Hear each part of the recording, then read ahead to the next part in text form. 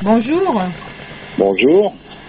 Bon, dans nos deux constats, provoque et laïcisme, on a évoqué une affaire qui a suscité une polémique tout dernièrement dans la ville d'Avignon. Tu te rappelles là l'œuvre Oui, bien. Enfin l'œuvre si on peut dire, hein, Peace Christ, ce crucifix trempé dans l'urine, etc. Bon, enfin bref. Le désœuvre. Oui, ouais, le désœuvrement. Ouais. Et donc qui a été vandalisé par un groupe de chrétiens qui ont senti qu'on portait atteinte à la religion, au christianisme, au Christ, etc. À un moment donné, on a évoqué la possibilité en fait que la franc-maçonnerie était peut-être derrière tout ça. Alors j'aimerais quand même que tu...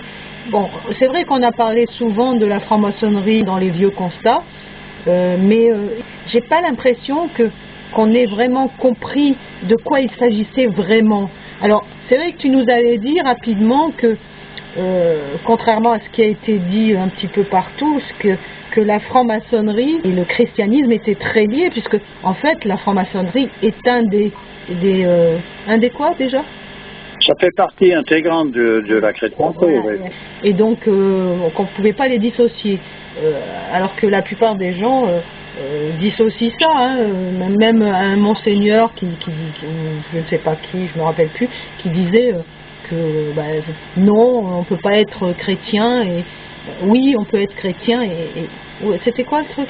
Je m'en rappelle plus. Oui, il y avait, disons, il y a un schisme sérieux là entre la chrétienté, en tout cas entre l'Église et la franc-maçonnerie. Tu m'excuses, j'ai pas les idées trop claires. Bon, ça va, c'est pas un problème. Bon alors, donc est-ce que c'est pas clair non plus, hein? ces trucs. Comment? Oui, c'est pas. Les trucs sont pas très clairs. Non, j'ai la tête en vrac là, excuse-moi. Bon, alors, bon. Donc je voulais savoir si tu pouvais justement re-signaler un petit peu, enfin non, nous redire un petit peu ce qu'était vraiment la franc-maçonnerie, quoi, parce que avec tout ce que je vois sur internet, je me dis qu'il y a des gens qui savent vraiment pas de quoi il s'agit. Voilà. C'est-à-dire que la franc-maçonnerie, comme elle est vue de nos jours, ça n'a rien à voir avec la franc-maçonnerie, justement, qui fait partie intégrante de la chrétienté. Voilà, tout simplement parce que c'était des corporations, et en l'occurrence, la maçonnerie spéculative qui a suivi n'est qu'une dégénérescence. Ouais. Voilà.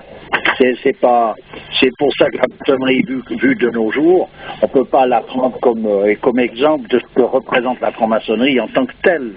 Elle s'est confinée dans la spéculation, c'est-à-dire qu'en somme, comme dit René Guénon, c'est une théorie sans réalisation. Ouais, voilà.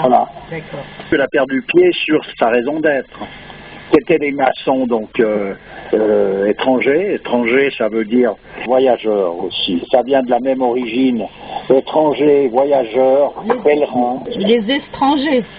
Oui, mais ça vient de peregrinus en latin, qui veut dire c'est surtout pèlerin, qui veut dire voyageur et qui veut dire étranger.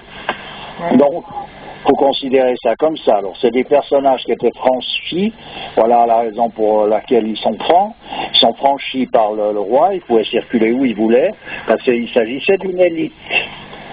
C'était donc les constructeurs de cathédrales, et voilà ceux qui peuvent les représenter le mieux. Et pour construire une cathédrale, il faut savoir qu'il faut une connaissance profonde de toute la symbolique, il faut une connaissance de l'architecture universelle qui est quelque chose. Donc cette connaissance, ensuite de ça, il y a une mise en pratique, et la mise en pratique, c'est l'imitation de la nature dans son processus d'opération. C'est pas l'imitation de la nature de manière figurative, mais c'est dans le processus d'opération. Les cathédrales ont été construites comme l'univers a été construit. Voilà. Mais en microcosme. On a pris le modèle de l'univers pour construire les cathédrales. Voilà, ça signifiait donc qu'il fallait avoir cette connaissance universelle. Ouais. Et cette connaissance universelle, pour qu'elle soit appliquée de cette manière-là, c'est que c'était l'application qu'il fallait donner et non pas chercher d'autres applications où on se mêle à partir de là de ce qui ne nous regarde plus. Et c'est ce qui est arrivé à la franc-maçonnerie à partir d'un certain moment. Il faut dire qu'elle a été pourchassée ça a été terrible l'époque de Philippe le Bel. la fin de l'ordre du Temple, ils ont pourchassé les compagnons, les francs-maçons, tout ce qui avait quelque chose de encore vaillant dans la présentation de la chrétienté a été pourchassé par ces crapules qui étaient là pour faire la subversion. Oui. Tout simplement. C'était une dégénérescence. Il y a eu après des paliers successifs qui a marqué la franc-maçonnerie, qui est à considérer, c'est la construction des cathédrales. Depuis, on est allé de dégénérescence en dégénérescence. C'est la fin de la chrétienté. Voilà, c'est la fin d'une connaissance fondamentale, c'est le départ dans une voie de garage, quoi. Alors donc, la franc-maçonnerie, elle a suivi le mouvement, elle a suivi en quelque sorte un peu le protestantisme, qui lui a été de nouveau quelque chose aussi de... Il y a eu des personnages qui ont fait porte-drapeau là-dedans, comme un Luther, par exemple, qui lui voulait se batailler pas pour créer un schisme avec le catholicisme, mais tout simplement pour rétablir justement l'Église dans sa position originelle. Mais lui, il a fait le porte-drapeau, puis les autres se sont emparés de ça et en ont profité pour faire une torpille, là. Et le protestantisme, en réalité, sans parler des individus qui peuvent être là-dedans, inscrits dans ce mouvement, qui peuvent être des gens de différentes qualités, mais en soi, ce n'est pas une religion. Bon, donc il faut déjà savoir ça.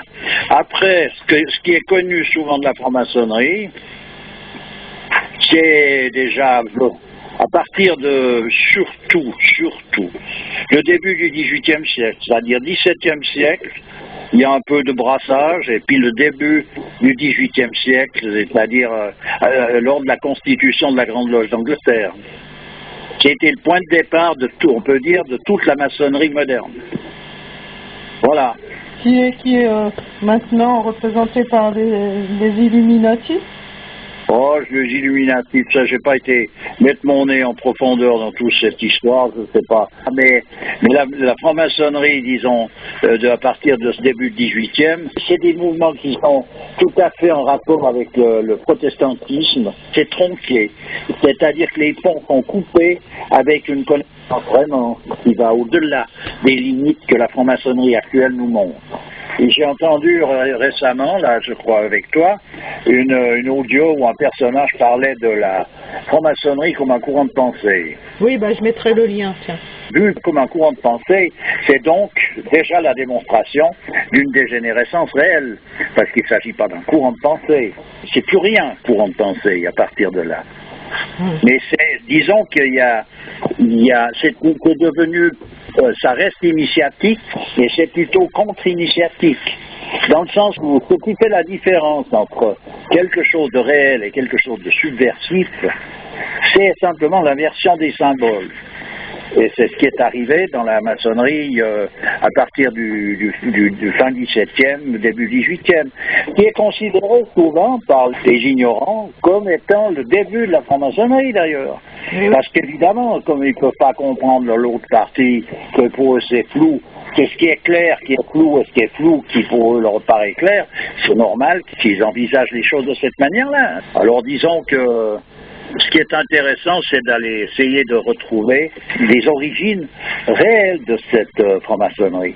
Donc il faut aller bien antérieurement au XVIIe et au XVIIIe, il faut descendre en dessous du XIVe siècle. Le XIVe siècle, c'était la fin.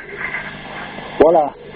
Plus ou moins, c'est-à-dire la fin des constructions des cathédrales, le Philippe le Bel, la fin de l'ordre du Temple, les rois maudits. À partir de là, c'est le marasme. Le marasme jusqu'à la Révolution française, puis jusqu'à nos jours. Ce n'est qu'une chute avec des paliers successifs de plus en plus rapprochés. Voilà. Alors à présent, moi je ne sais pas. Je ne sais pas juger ce qui est devenu, ce qui sont les personnages qui sont dans la franc-maçonnerie, je ne sais pas. Tu penses qu'il reste encore un noyau dur de vrais francs-maçons? Je ne sais pas. Je ne sais pas. Ils sont cachés peut-être? Oh, mais c'est pas possible. Hein. Mais je ne sais pas. Mais par contre, ce que j'en vois, ce que j'en entends, pour l'instant, il n'y a rien qui... Ça reste cette franc-maçonnerie spéculative qui est donc une théorie sans réalisation, ou des tentatives de réalisation mais qui sont à côté de la question. Ils sont plus en train de construire une cathédrale, ils sont en train de faire toute une espèce de décor qui ça ressemble à plus rien. Mais ça, à présent, qu'il y ait d'autres personnages qui, eux, sont restés dans les clous, c'est possible. Hein. Par contre, la franc-maçonnerie actuelle, elle est super influente. Ah, mais que ce soit un mouvement qui s'appelle franc-maçonnerie, qui utilise les rituels de la franc-maçonnerie, et qui ait une influence réelle sur le plan politique, sur le plan économique, etc., c'est un autre sujet. Au plus haut niveau, d'ailleurs. Oui, mais le haut niveau, ça dépend de ce qu'on appelle haut niveau. Tu vois, ce qu'on appelle l'élite actuellement... Oui, mais ça on le sait, mais le plus haut niveau, quand je parle de plus haut niveau, je parle des dirigeants actuels, quoi. Oui, ben donc c'est pas un haut niveau. On parle de la franc-maçonnerie pour ce qu'elle est dans son origine, donc on ne peut pas parler de haut niveau en parlant de dirigeants actuels. Oui, mais c'est pas qualitativement parlant que je disais ça. Ben oui, mais moi je parle qualitativement parlant de la franc-maçonnerie, puisque tu me demandes à peu près ce que c'est, oui. Ça ne peut pas être autre chose que qualitatif. Si ça l'est pas, on parle donc plus de franc-maçonnerie, on parle de quelque chose qui porte le même nom. Oui, non, mais c'est clair que tout est inversé, donc évidemment. Ah ben voilà. Non mais c'est à répéter et à considérer à tous les virages, parce qu'autrement on prend des mots pour quelque chose, ça y est, puis on parle de franc-maçonnerie, on parle de religion, on parle de tout, mais en fait sans en comprendre la signification. Ça va plus, ça peut pas faire. Voilà, il faut avoir les significations réelles qui sont à l'origine de tout ça et quelle chose que c'est exactement. Après, comment ça a dégénéré, on ne peut le savoir qu'à partir du moment où on a le point de départ qui est le point de départ originel. Voilà, donc la référence de tout ça se trouve dans le principe même qui peut mettre à jour ces choses-là. Autrement, on n'en finit plus. Bon, pour savoir ce qu'est vraiment la franc-maçonnerie, il y a les deux bouquins en 2 tomes là, de René Guénon. Oui, lui, il en parle déjà pas mal, puis il y a d'autres choses qui sont intéressantes. Tu veux bien dire le titre, si tu l'as sous les yeux? Ben, c'est les études sur la franc-maçonnerie et le compagnonnage de René Guénon. Voilà, c'est ça. Le tome 1 et 2, je recommande à tout un chacun qui peut s'intéresser à la franc-maçonnerie et au compagnonnage. C'est une référence, alors donc ça vaut la peine déjà de bien regarder ça.